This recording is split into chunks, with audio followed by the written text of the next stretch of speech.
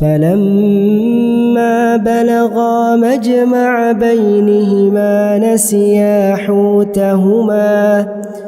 نسيا حوتهما فاتخذ سبيله في البحر سربا فلما جاوزا قال لفتاه آتنا غداءنا لقد لقينا من سفرنا هذا نصبا قال أرأيت إذ أوينا إلى الصخرة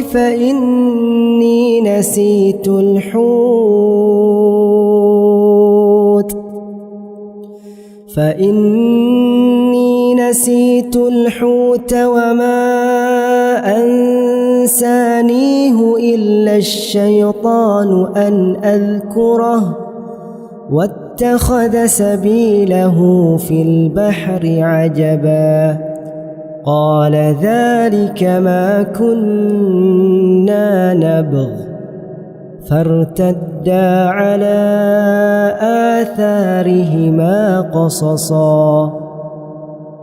فوجدا عبدا من عبادنا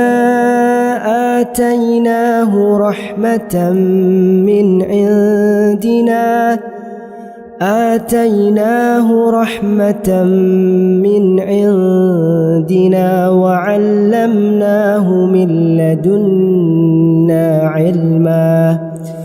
قال له موسى هل أتبعك على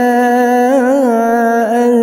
تعلمني مما علمت رشدا قال إنك لن تستطيع معي صبرا وكيف تصبر على ما لم تحط به خبرا قال ستجدني إن شاء الله صابرا ولا أعصي لك أمرا